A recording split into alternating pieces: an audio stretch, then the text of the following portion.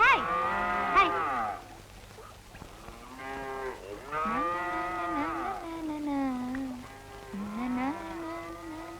சிறுவனே,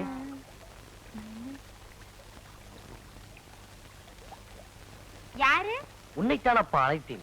நீ பாடிய பாடல் என்னை வியக்க வைத்து விட்டது. மாடு மேய்க்கும் போது பொழுது போலன்னு ஏதோ உளறிட்டு இருந்தேங்க. அது உணரவில்லை அப்பா, வாழ்க்கையின் உண்மைகள். என் தமையன் ராவணன் புரிந்த தீமைகளை எல்லாம் சுட்டிக்காட்டி இந்த உலகத்திற்கு பாடம் சொல்லுவது போல் அமைந்த பாடல். ராவணனா? உன் தமையனா? ஆமாப்பா, அதனால் தான் உன் பாடலின் பொருளை முழுமையாக உணர்ந்தேன். நீங்க சொன்ன சரிதான் சாமி. பொழுது சாய போது நாட்டுங்களா? சிறுவனே, என்னங்க? எனக்கு ஒரு உதவி செய்ய வேண்டும். என்னது? நீங்க பெரிய மகாராஜா, உங்களுக்கு போய் நான் உதவி செய்யறதா? என்ன விளையாடுறீங்களா? இல்லையப்பா, உண்மையாகத்தான் கேட்கிறேன். நான் இங்க உதவி செய்யறதுக்கு தானே வந்திருக்கிறேன். என்ன செய்யணும்னு சொல்லுங்க. இதோ இந்த அரங்கரின் திருவுருவை சிறிது நேரம் உன் கரங்களில் வைத்திருக்க வேண்டும். இத பார்த்த உடனே என் கூடவே தங்க வச்சுக்கணுங்கிற ஆசை வந்துருச்சு. என்ன? அதான் என் கையிலேயே வாங்கி வச்சுக்கணுங்கிற ஆசை வந்துருச்சுன்னு. இதோ இந்த காவிரி நதியில் சந்தியாவந்தனம் செய்துவிட்டு சில நொடிகளில் திரும்பி வந்து விடுகிறேன். அதுவரையில் இதை வைத்திரு. எனக்கு கை வலிச்சா கீழே வச்சிடலாமா? இல்லை இல்லை, அப்படி செய்து விடாதே. கீழே வைக்க கூடாது என்பதனால் தானே உன்னிடம் தருகிறேன். ரொம்ப ரொம்ப கனமா இருக்கும் போல இருக்கே. உலகத்தின் பாரத்தை தாங்குபவர் உனக்கு பாரமாக இருக்க மாட்டார். அப்ப சரி, சீக்கிரம் வந்துருங்க. இத பாருங்க, நான் சின்ன பையன், ரொம்ப நேரம் வச்சிருக்க முடியாது. என்னால முடியலங்கிற போது 3 தடவை உங்க பேரை சொல்லி கூப்பிடுவேன். உடனே வந்துடணும். அப்படியே செய்கிறேன். இதோ என் சுவாமியை பெற்றுக்கொள்.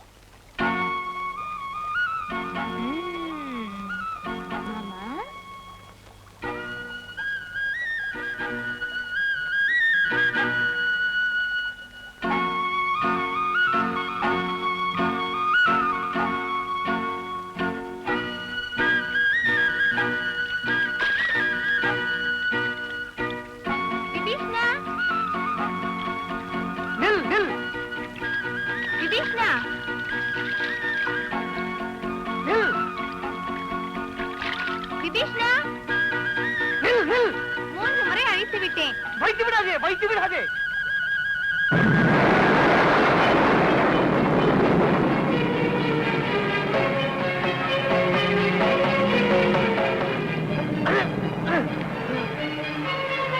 பாட்கடலில் பள்ளி கொண்ட பரந்தாமா, ரகுராமன் தொழுகின்ற பெருமானே, அரங்கநாதனே, ஸ்ரீராமர் தங்களை எனக்காக தானே தந்தரிப்பினார்.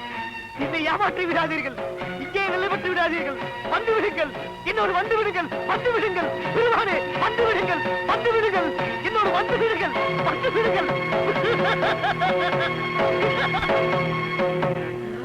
திருவனே, என் இதயத்தில் நிலைப்பட்ட எம்பெருமானை கீழே வைத்து விட்டாயே, என்னை ஏமாற்றி விட்டாயே.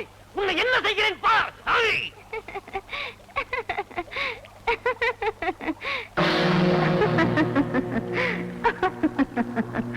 விபீஷ்ணா, கலங்காதே. அகத்தியர் முதலான சப்த ரிஷிகளின் வேண்டுகோளை நிறைவேற்றவே யாம் இவ்விதம் செய்தோம். இருப்பினும் குலதிசை முடியை வைத்து குணதிசை பாதம் நீட்டி பாம்பனை மேல் பள்ளி கொண்டிருக்கும் ஸ்ரீ ரங்கநாதர் திருமுகம் தென்திசை நோக்கியே இருக்கும்.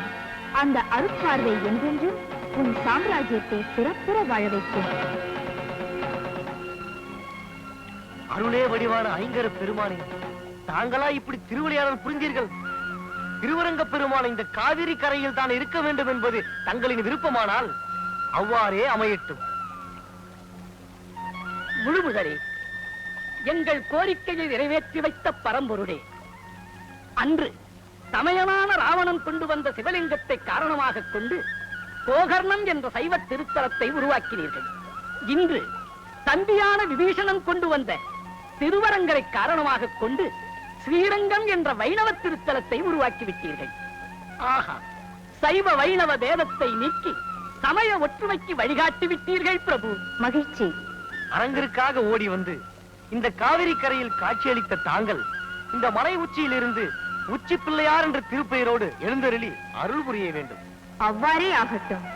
ஓம் என்ற ஓர் அச்சரத்தை உச்சரித்தாலே மகிழ்ந்து ஒரு முறை பிரதட்சணம் செய்தாலே அருள் புரியும் நச்சினார்க்கினிய உச்சி பிள்ளையாரே, என்றென்றும் இங்கே எழுந்தருளி அருள் புரிய வேண்டும். வாக்குண்டாம் நல்ல மனமுண்டாம்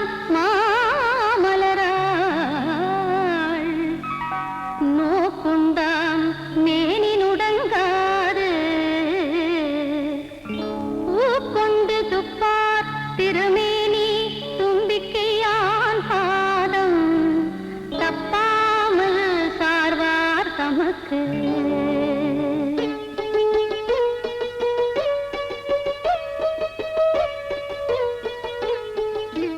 சரி வாங்கடி போலாம். இருடி பொண்ணு வரட்டும். அவளை பத்தி தெரியாதா என்ன? 108 தடவை சுத்திட்டு தோப்புக்காரனை போட்டுட்டு புள்ளையாட்ட கொஞ்ச நேரம் பேசிட்டு தான் வருவா. ஆமா ஆமா வாங்கடி போலாம்.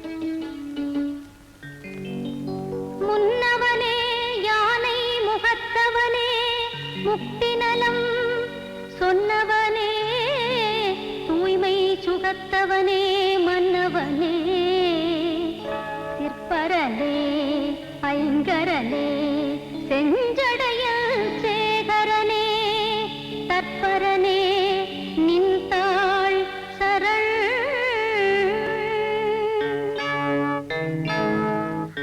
அல்லல் போம் வல்வினை போம் அன்னை வயிற்றில் பிறந்த தொல்லை போம் போகா துயரம் போம் நல்ல குணமதிகமா அருணை கோபுரத்துள் மேவோ கணபதியே கைதொழுத கால். புரிய மாட்டேங்குது. ஐயோ எப்ப வந்து தொலைவாடோ. மீனாட்சி, ஏமா மீனாட்சி, உன்னதாமா? ஏன் இப்படி குட்டி போட்ட பூனை மாதிரி அங்க இங்க உலாச்சிட்டே இருக்க? வந்து நம்ம மருமா பொண்ணு பிள்ளையார் கோயில் வரைக்கும் தான் போயிருக்கா. வந்துதான் அழைச்சிட்டு போ. ஏன் பெருந்தேவி வீட்டு விசேஷத்துக்கு அவளை அவசியம் அழைச்சிட்டு போணுமா? என்னமா பேசுற? ஊர்ல நடக்கிற நல்ல காரியத்துக்கு மருமகளை அழைச்சிட்டு போகணும்னா ஊர்ல 4 பேர் 4 விதமா பேச மாட்டாங்களா? அழைச்சிட்டு போனா அங்க இருக்கிற 4 பேர் 4 விதமா கேள்வி கேட்பாங்களே, அது உங்களுக்கு தெரியுமா? நான் போறது பெருந்தேவி வீட்டு பேரனுக்கு பேர் சூட்டு விழாவுக்கு. அங்க வர்றதுக்கு இவளுக்கு என்ன அருகதை இருக்கு? அதெல்லாம் எனக்கு தெரியாது. பொண்ணுகிட்ட நான் சொல்லிட்டேன், அவளை நீ அழைச்சிட்டு போறேன். ஆமா, அவ அந்த விநாயகர் கோயில 108 தடவை சுத்திட்டு தோப்புக்காரனை போட்டுட்டு ஆடி அசைஞ்சு வரத்துக்குள்ள அங்க விழாவே முடிஞ்சு போயிடும். பரவாயில்லம்மா, பெருந்தேவியின் பேரு வச்சிருக்கிறதுனால அவ ஒண்ணு விநாயகரை விட பெரியவ இல்ல. மருமக வர வரைக்கும் காத்திருந்து அவளை நீ அழைச்சிட்டு போறேன். ஏண்டி, கோவிலுக்கு போனமா வந்தமான்னு இல்லாம ஊரை சுத்திட்டு இப்படி வரைய உனக்காக நான் எவ்வளவு நேரம் காத்துக்கிட்டு இருக்குது? அது வந்து நீ ஒண்ணும் சொல்ல வேண்டாம்மா. உள்ள போய் படவை மாத்திக்கிட்டு உங்க அத்தை கூட போயிட்டு வா. போமா.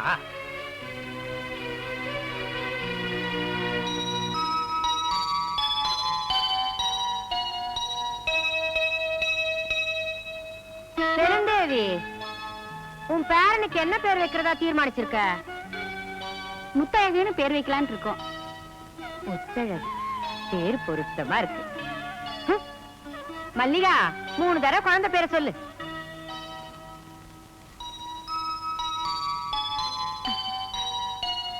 முத்தழகு முத்தழகு முத்தழகு முத்தழகு.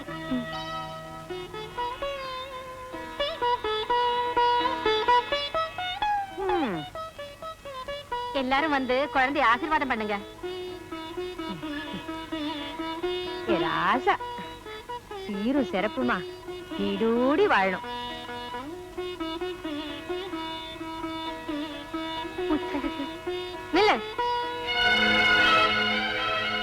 குழந்தைய தொடாத.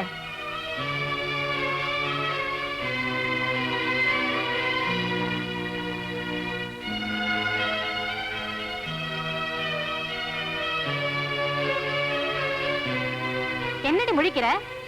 உள்ள இல்லாத மலடி எல்லாம் குழந்தைய தொட்டா குழந்தைக்கு தோஷம் தான் வரும். விலகி நில்லு. அம்மா, என்னம்மா இது? 4 பேர் மத்தியில் இப்படி? சுமாரடை, இவ கதை பத்தி உனக்கு தெரியாது. இப்ப என் வாய கலர்ன ஏதாவது சொல்லிடுவேன். என்ன இது? இப்படி எல்லாம் வரும் தெரிஞ்சுதான் இவளை என் கூட அனுப்பாதீங்கன்னு நான் சொன்னேன். அவர் கேட்டாதானே புடிவாதமா என் கூட அனுப்பி வச்சாரு. என்ன? நான் வீட்டுக்கு போறேன், நீங்க இருந்துட்டு நிதானமா வாங்க. ஏன் பாதியில அனுப்பிட்டான்னு பழிக்கிறதுக்கா? ஏற்கனவே படுற அவமானம் போதாதா? இது வேறையா? இரு, நானும் வரேன். ஏ மீனாட்சி, நான் சொன்னதுல உனக்கு வருத்தமா? அப்படியெல்லாம் ஒண்ணும் இல்ல. நீ பேசுறதுல ஒண்ணும் தப்பு இல்லையே. ஏதோ எனக்கு தான் இன்னும் பேரம்பேத்திக்கு பேர் சுட்டு விழா நடத்த பாக்கியம் இல்ல. நீயாவது நல்லபடியா நடத்து. நான் போயிட்டு வரேன். வரேம்மா.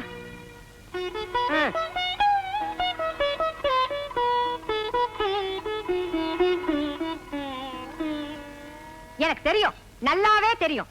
வேண்டான்னு சொன்னா கேட்டாதானே?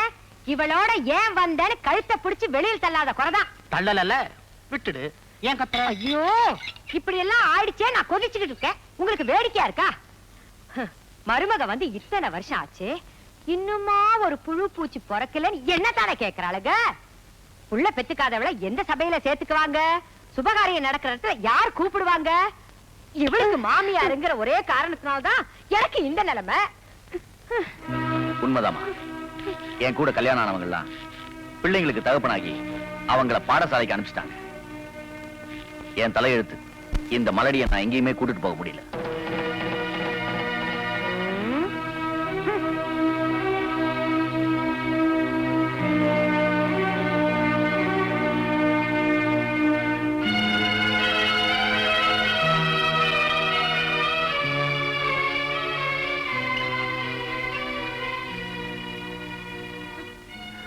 மகளே, ஒரு பொண்ணுக்கு குழந்தை இல்லைன்னா அது அவளுடைய குற்றம் மட்டும் இல்லைன்னு இந்த உலகம் புரிஞ்சுக்கிற வரைக்கும் இப்படிப்பட்ட அவமானங்களை தாங்கிட்டு தாமா ஆகணும். நீ வணங்குற விநாயகரை நம்பு, அவர் நிச்சயம் உன்னை கைவிட மாட்டார். அது வரைக்கும் பொறுமையா இருமா. மாமா,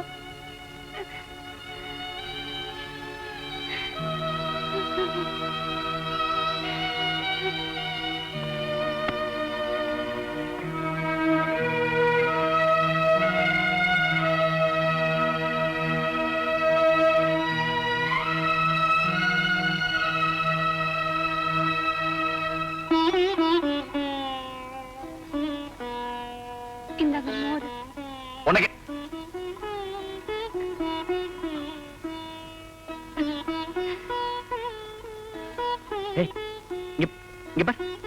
எதுக்கு அழுகிற? ஊர்ல எல்லாரும் என்ன மலடின்னு சொல்லி அவமானப்படுத்துறாங்க. அதை பத்தி நான் கவலைப்படல. அத்தை தினமும் அதையே சொல்லி குத்தி காட்டி பேசுறாங்க. அதுக்கு கூட நான் வேதனைப்படலைங்க. ஆனா இன்னைக்கு நீங்களே என்ன மலடின்னு சொல்லிட்டீங்களே, அதைத்தான் என்னால தாங்கிக்க முடியலைங்க. என்னால தாங்கிக்க முடியல. அது நான் வீட்டுக்கு வர வழியில சிநேகிதம் ஒருத்தர் நமக்கு குழந்தை இல்லாத விஷயத்தை பத்தி கேட்டு இருந்தான். நான் வீட்டுக்குள்ள வந்ததும் அம்மாவும் அதை பத்தி பேசிட்டு இருந்தாங்களா, எல்லாம் சேர்ந்து அந்த கோவத்தை உண்மையில காட்ட வேண்டியதா போச்சு. அவ்வளவுதான். அப்பா, எங்க நீங்களும் மத்தவங்க மாதிரியே நமக்கு குழந்தை பாக்கியம் கிடைக்காத ஒண்ணு பயந்துட்டீங்களோன்னு நினைச்சேன். நாம நம்புற விநாயகர் நம்மள கைவிட மாட்டாருங்க, இல்லீங்களா? இல்ல, நீ தான் விநாயகரை 108 தடவை கால் வலிக்க சுத்திட்டு இருக்க. என்ன பிரயோஜனம்? நடக்கூடியா கூட நம்ம வீட்டில் தவழ்றதுக்கு ஒரு குழந்தையை கொடுக்கலையே. அப்படி சொல்லாதீங்க. பிள்ளையார்னு அவரை சொல்றதே பிள்ளை வரம் கொடுக்கறதுனால தான். அப்படிப்பட்டவர் நம்ம குறை தீர்க்காம இருப்பாரா? நானும் அந்த விநாயகரை கும்பிடுறோம் தான். ஏன், நம்ம குடும்பமே அந்த விநாயகர் கிட்ட பக்தி உள்ளதுதான். அப்படி இருந்தோம் மழை வெயில்னு பார்க்காம, நோய் நொடின்னு நினைக்காம நீ அந்த விநாயகரை தினம் கும்பிட்டு தானே இருக்க. அதுக்காவது அவர் உண்மையில கருணை காட்டினாரா? இல்லையே. ஏன்? நாம அவர் மேல வச்சிருக்கிற பக்தியில உண்மையா இருக்கிறோமான்னு சோதிச்சு பாக்குறாருங்க. கேட்ட உடனே கொடுத்துட்டா கடவுளுக்கே மதிப்பு இல்லைங்க. அதனால்தான் நாம பொறுமையா இருக்கிறோமா, அவர் மேல வச்சிருக்கிற பக்தியில உறுதியா இருக்கிறோமான்னு பாக்குறாருங்க. நானும் அவருக்காக எத்தனையோ தடவை வயிற்ற காய வச்சுக்கிட்டு விரதம் இருந்து பட்டினி கிடந்திருக்கேன். அதுக்காகவாவது ஒரு உயிரை என் வயிற்றுல சுமக்கிற பாக்கியத்தை கொடுக்க மாட்டாரா? நிச்சயம் கொடுப்பாருங்க. பைத்தியமே, எதுக்கு அப்படி அழுகுற? குழந்தை பிறக்கலன்றதுக்காக நான் உன்னை வெறுத்துருவேன்னு நினைக்கிறியா? ஒருவேளை நமக்கு குழந்தையே பிறக்கலனாலும் நான் உனக்கு குழந்தை, நீ எனக்கு குழந்தை. என்னன்னைக்கும் ஒருத்தருக்கு ஒருத்தர் துணையா இருப்போம்.